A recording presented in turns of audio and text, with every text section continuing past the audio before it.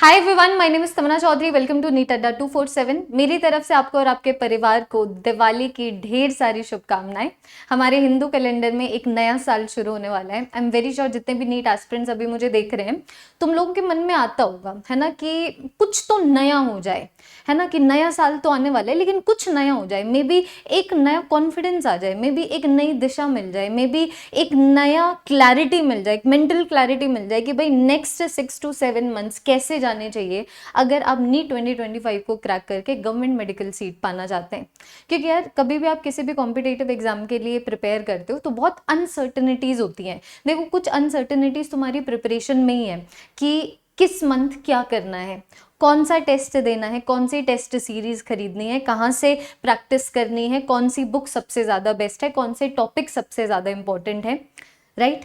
दूसरी अनसर्टनिटी होती है जो एनटीए की तरफ से आ जाती है, चाहे वो सिलेबस के विद रिस्पेक्ट टू हो या फिर वो किस तरीके का क्वेश्चन पेपर सेट करके देंगे, है ना, कितने ढंग से वो एग्जाम कंडक्ट करवाएंगे। तो बहुत सारी अनसर्टनिटीज़ हैं। हम इनमें से सिर्फ उन अनसर्टनिटीज़ के बारे में बात करेंगे और उन्हीं को फिक्स करने की कोशिश करेंगे। उसी के अंदर थोड़ा सा मेंटल क्लैरिटी लेके आएंगे जो हमारे बस में है। तो मैं बेसिकली इस पर्टिकुलर वीडियो को बना रही हूँ सिर्फ तुम लोगों को नए साल के ऊपर एक नया प्लान देने के लिए, एक नया रोड मैप देने के लिए। चाहे तुम लोगों ने प्रिपरेशन अभी तक ना शुरू की हो या तुम लोग प्रिपरेशन ऑलरेडी 2 महीने पहले या 6 महीने पहले शुरू कर चुके हो, लेकिन अगर तुम्हें एक मेंटल क्लैरिटी चाहिए कि भाई एक्चुअली में किस तरीके से तुम्हें कम बैक करना है, कैसे तुम्हारे मार्क्स में इंक्रीज आए, कहाँ से क्वेश्चंस प्रैक्टिस करने हैं, कहाँ से जो कुछ भी करना है, कौन सी चीज़ सबसे ज़्यादा इंपॉर्टेंट है, हर सवाल का जवाब तुम लोगों को इस एक वीडियो में मिल जाएगा। तो एंड तक बने रहिएगा। बहुत ही डाइवर्स सी वीडियो है, बड़ी इंपॉर्टेंट सी वीडियो है। अगर तुम लोगों ने वीडियो एंड तक देख ली, मैं प्रॉमिस करती हूँ तुम इस वीडियो से कुछ ऐसा लेके जाओगे जो वो बच्चा मिस कर देगा जिसने इस वीडियो को नहीं देखा है, और तुम ऑटोमेटिकली उससे आगे हो गए। कॉम्पिटेटिव एग्जाम है, कॉम्पिटेटिव गेम है, being good is not enough, you have to be better. तो जब आपकी परफॉर्मेंस, आपको गवर्नमेंट मेडिकल सीट मिलेगी कि नहीं मिलेगी, अगर वो रिलेटिव है तो आपके पास जो नॉलेज होनी चाहिए, आप जो मेहनत कर रहे हैं, वो भी रिलेटिवली ज़्यादा ही होनी चाहिए। और इसी बेसिस के ऊपर मैं शुरू करना चाहूँगी इस वीडियो को, जिसमें बेसिकली मैं आपको बताना चाहती हूँ कि किस तरीके से जो नेक्स्ट के 6 मंथ्स हैं उसमें क्या प्लान होना चाहिए तुम्हारा। अगर तुम एक बहुत अच्छी मेडिकल सीट चाहते हो, बहुत अच्छी गवर्नमेंट मेडिकल सीट चाहते हो, डिस्पाइट द फैक्ट कि नीट 2025 का जो कट ऑफ है बहुत ज़्यादा भी हो सकता है, तो मैं बात करूँगी, मैं तुम लोगों को एक ऐसी स्ट्रैटेजी दूंगी कि अगर तुम इस स्ट्रैटेजी को फिजिक्स, केमिस्ट्री, बायो किसी भी सब्जेक्ट में लगा लोगे, तुम लोग बिल्कुल बेस्ट स्ट्रैटेजी फॉलो कर रहे होगे और उसके विद रिस्पेक्ट टू 700 से ज़्यादा मार्क्स लेके आ पाओगे। तो मुझे हर बच्चे का एक कमेंट चाहिए कमेंट सेक्शन में, विच इज़ कम बैक।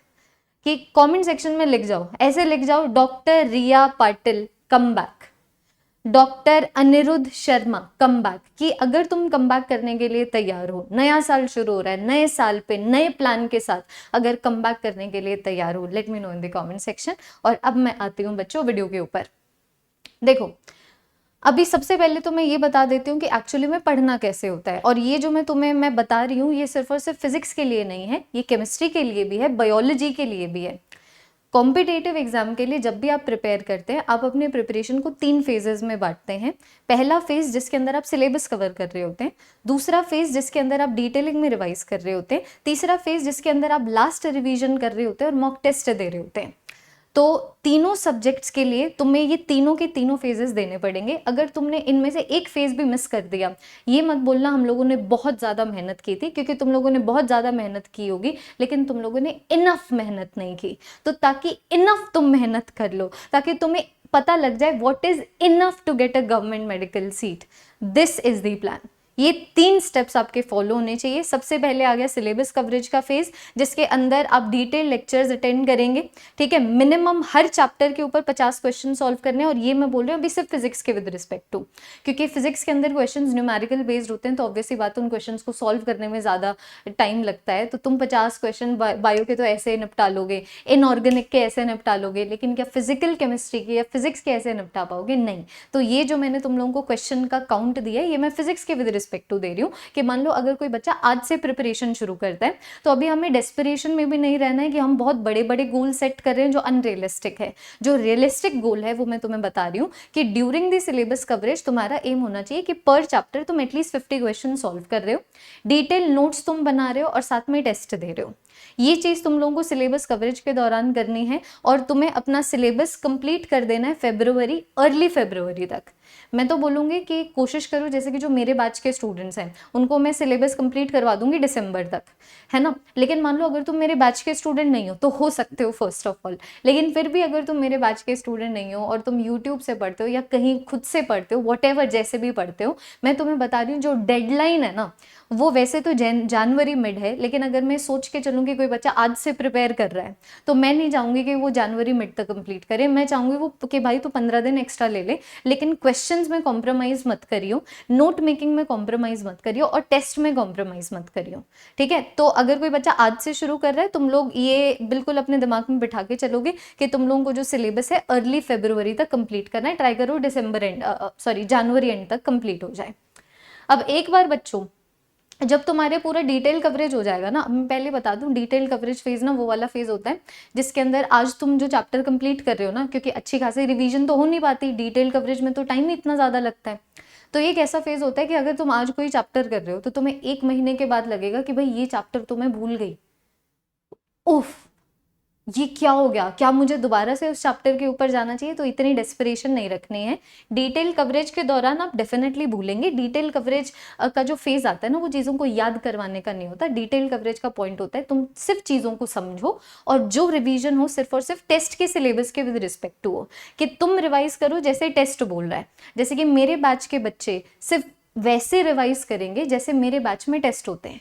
अगर मैंने इलेक्ट्रोस्टैटिक्स फॉर एग्जांपल अगर 15 दिन पहले करवाया है और अब इलेक्ट्रोस्टैटिक्स का टेस्ट है तो बच्चे को सोचने की जरूरत नहीं है कि उनको क्या और कब रिवाइज करना है। तो वैसे ही तुम्हारे पास एक प्रॉपर एक टेस्ट सीरीज होनी चाहिए, उस प्रॉपर टेस्ट सीरीज के विद रिस्पेक्ट टू पढ़ो और उस टेस्ट सीरीज की हेल्प लो ये बताने में कि कब तुम लोगों को क्या चीज रिवाइज करनी है सिलेबस कवरेज के दौरान, ठीक है। अब जो तुम लोगों को असली कॉन्फिडेंस आएगा ना कि हाँ भाई अब मुझे ना चीज़ें याद होने लग गई हैं, क्योंकि डिटेल कवरेज के दौरान कॉन्फिडेंस लो होगा, तुम लोग चीज़ें भूल रहे होंगे क्योंकि एक बार कोई भी चीज़ करने से याद नहीं होती, समझ आती है बस। तुम लोगों ने डिटेल कवरेज में सब समझ लिया। अब जब तुम एक्चुअली में पहली बार रिवीजन करोगे ना, और जो फेज तुम्हारा 2 महीने तक एटलीस्ट चलेगा, इस रिवीजन फेज में तुम लोग सिर्फ चैप्टर का रिकैप ले रहे होगे। जैसे देखो डिटेल कवरेज फेज में क्या है ना कि मान लो अगर चैप्टर को कंप्लीट करने में तुम्हें 7 घंटे लग रहे हैं, तुम लोगों को क्वेश्चन प्रैक्टिस करने में भी 7 घंटे लग रहे हैं, let us take this hypothetical ratio, है ना। रिवीजन फेज में ऐसा नहीं होगा। रिवीजन फेज में अब तुम्हारे चैप्टर कंप्लीट हो चुके हैं तो तुम नोट्स खोलोगे, फटाफट से रिकैप लोगे। मानो 1 घंटे में तुम लोगों ने चैप्टर का रिकैप ले लिया, ठीक है। अब बचे हुए जो 14 घंटे हैं या फिर बचे हुए जो 13 घंटे हैं, बचे हुए जो 10 घंटे हैं, उसमें तुम करोगे सिर्फ और सिर्फ क्वेश्चन प्रैक्टिस, ठीक है। तुम अगेन इसके अंदर टेस्ट दोगे और शॉर्ट नोट्स तुम्हारे बने होने चाहिए। जो भी बच्चे नहीं जानते हैं मैं बता दूं, all over India NEET aspirants में बहुत ज़्यादा फेमस है मेरे फिजिक्स के 2 पेज नोट्स। तुम सिंपली सर्च कर सकते हो 2 page notes by Tamanna Chaudhary, Google के ऊपर तुम्हें सारे ड्राइव लिंक्स मिल जाएंगे, फ्री ऑफ कॉस्ट तुम लोग डाउनलोड कर सकते हो, प्रिंट आउट निकलवा सकते हो और इन्हीं शॉर्ट नोट्स की हेल्प से आप रिवाइज करोगे हर टेस्ट से पहले। और ये जो टेस्ट है ना, इनमें तुम्हारे मार्क्स में इंक्रीज नजर आएगा। यहाँ पर तुम्हें फाइनली ऐसा लगेगा कि यहाँ पे कुछ तो हो रहा है, कुछ तो मतलब जो चीज़ पहले समझ आई थी, है ना, वो अब दिमाग में रहने लग गई है। देर इज़ नो 100%, मैं तुम्हें बता रही हूँ, ठीक है। There is only better. तुम्हें बेटर लगेगा कि तुम्हें बेटर समझ आ गया है, तुम्हें बेटर याद होने लग गया है, क्योंकि बेटर का जो बेस्ट है वो तुम्हें तीसरे फेज में देखने को डेफिनेटली मिल ही जाएगा।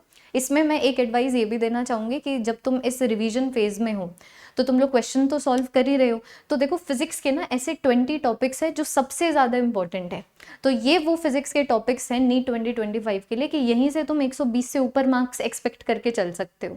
तो इसका तुम लोग स्क्रीनशॉट ले सकते हो जब भी तुम लोग रिवीजन फेज में आओगे। मैं चाहती हूँ इन टॉपिक्स के ऊपर तुम लोग थोड़े से एक्स्ट्रा क्वेश्चन सॉल्व कर लेना, या फिर जब तुम इनका रिकैप लो तो थोड़ा सा ज़्यादा टाइम दे देना इनके रिकैप में, चाहे वो थ्योरी के विद रिस्पेक्ट टू हो या फिर वो क्वेश्चन प्रैक्टिस के विद रिस्पेक्ट टू हो। These topics are extremely important.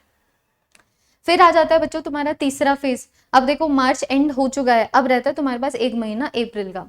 अब अप्रैल के महीने में तुम्हें सिर्फ शॉर्ट नोट्स, अब देखो, तुम सिलेबस 2 बार कवर कर चुके हो, एक समझते हुए और एक याद करने के पीओवी से, ठीक है। अगर मैं जो तुम एक्स्ट्रा क्वेश्चन सॉल्व कर रहे हो, टेस्ट के क्वेश्चन है, मैं अगर वो सारे भी निकाल दूं तो 50 और 60, तुमने हर चैप्टर के ऊपर 110 क्वेश्चन सॉल्व कर लिए हैं।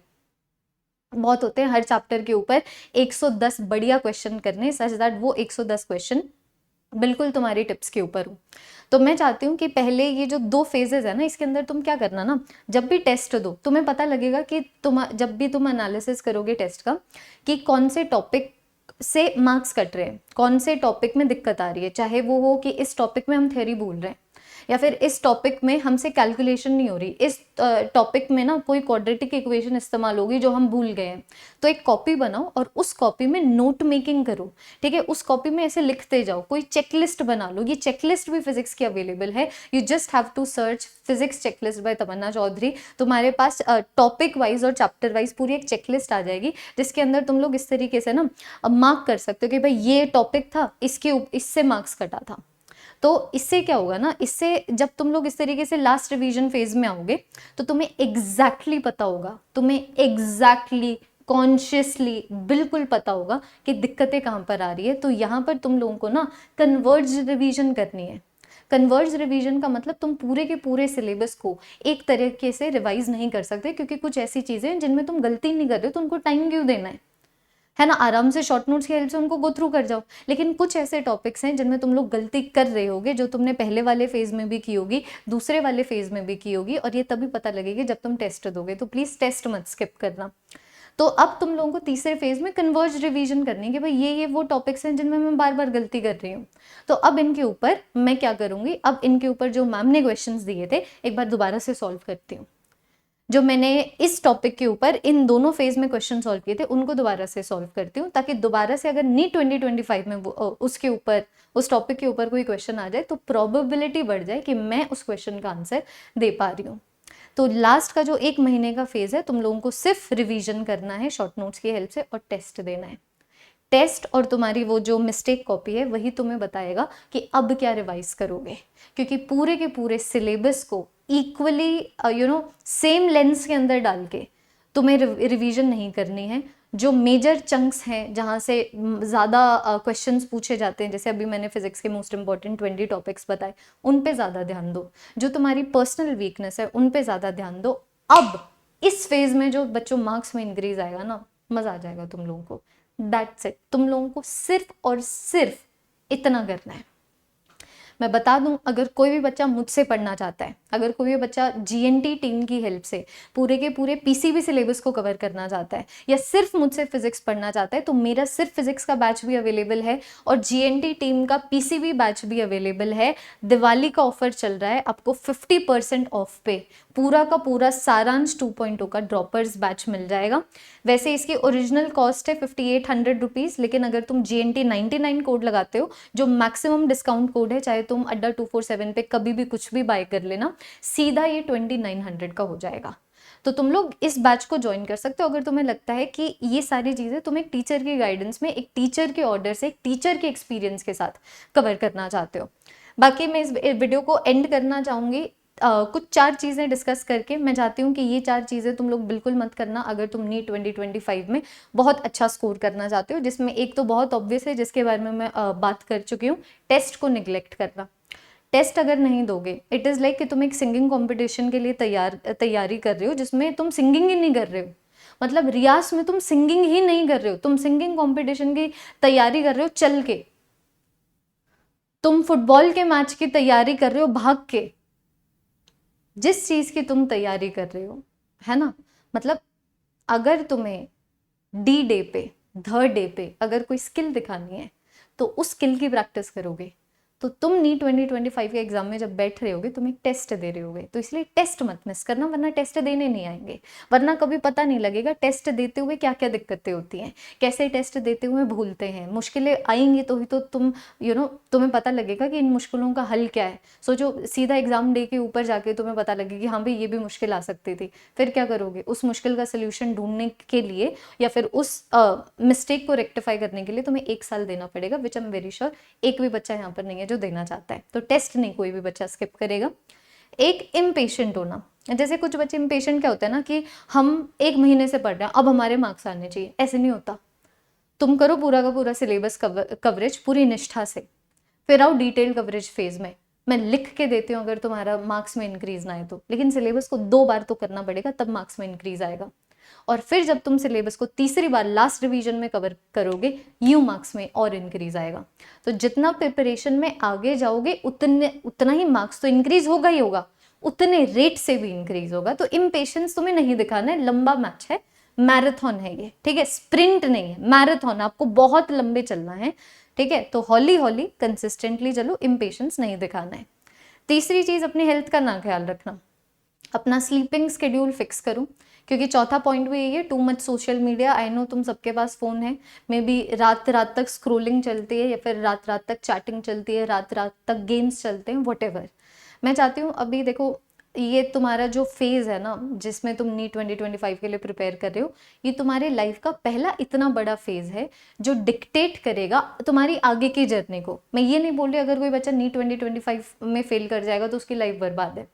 मैं बोल रही हूँ अगर तुम नीट 2025 क्रैक कर देते हो, तुम्हारे लिए एक रास्ता खुल जाएगा, जिस रास्ते को खोलने के लिए तुम पिछले 1 साल से 2 साल से वॉटेवर साल से प्रिपरेशन कर रहे हो। तो अभी के लिए सारी डिस्ट्रैक्शंस को कट ऑफ कर दो। प्रायोरिटी जितनी बनाते हो पढ़ने की, प्रायोरिटी जितना बनाते हो तुम लोग क्लासेस अटेंड करने की, उतनी प्रायोरिटी बनाओ 8 घंटे की नींद लेने की, ठीक है। कोई टायर्डनेस नहीं होगी, कोई बर्नआउट नहीं होगा, संडे को हॉलीडे ले लिया करो और इसी तरीके से चलते रहो। इसी प्लान के साथ चलोगे, आई प्रॉमिस यू तुम्हारा कमबैक जरूर होगा। तो एक कमेंट हो जाए तुम्हारा डॉक्टर, आगे तुम्हारा नाम और फिर कम बैक। और मिलते हैं फिर बच्चों हम लोग नेक्स्ट वीडियो में। एक और वीडियो लेके आऊंगी जिसमें मैं तुम लोगों को इसी तरीके से गाइड कर रही होंगी, ताकि तुम्हारी हेल्प हो जाए, चाहे वो नीट की प्रिपरेशन में हो, या फिर सिर्फ फिजिक्स की प्रिपरेशन में हो, या फिर कोई और मैटर में हो। But I promise you this is the single stop solution for all the NEET aspirants, अगर आप नीट 2025 को क्रैक करके एक गवर्नमेंट मेडिकल सीट चाहते हैं। That is all everyone, bye bye.